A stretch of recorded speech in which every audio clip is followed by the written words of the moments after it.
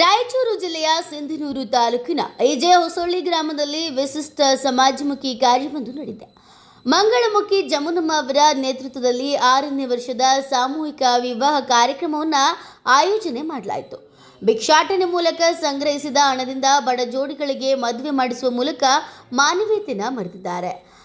ಸಿಂಧನೂರು ತಾಲೂಕಿನ ಐಜೆ ಹೊಸಳ್ಳಿ ಗ್ರಾಮದ ದುರ್ಗಾದೇವಿ ದೇವಸ್ಥಾನದ ಆವರಣದಲ್ಲಿ 6ನೇ ವರ್ಷದ ಸಾಮೂಹಿಕ ವಿವಾಹ ಕಾರ್ಯಕ್ರಮ ಅದ್ದೂರಿಯಾಗಿ ಜರುಗಿತು.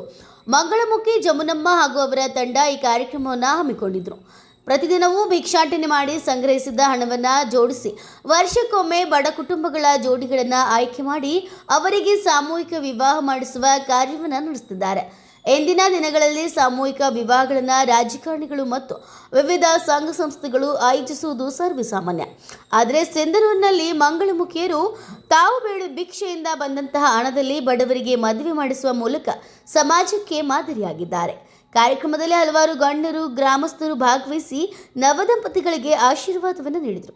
ಒಟ್ಟಿನಲ್ಲಿ ಸಮಾಜದಲ್ಲಿ ಸಹಾಯದ ಮನೋಭಾವ ಇನ್ನೂ ಜೀವಂತವಾಗಿರುವುದನ್ನು ಈ ಸಾಮೂಹಿಕ ವಿವಾಹ ಕಾರ್ಯಕ್ರಮ ಮತ್ತೆ ಸಾಬೀತುಪಡಿಸಿದೆ ಎಂದು ಸಾರ್ವಜನಿಕರ ಮಾತಾಗಿದೆ.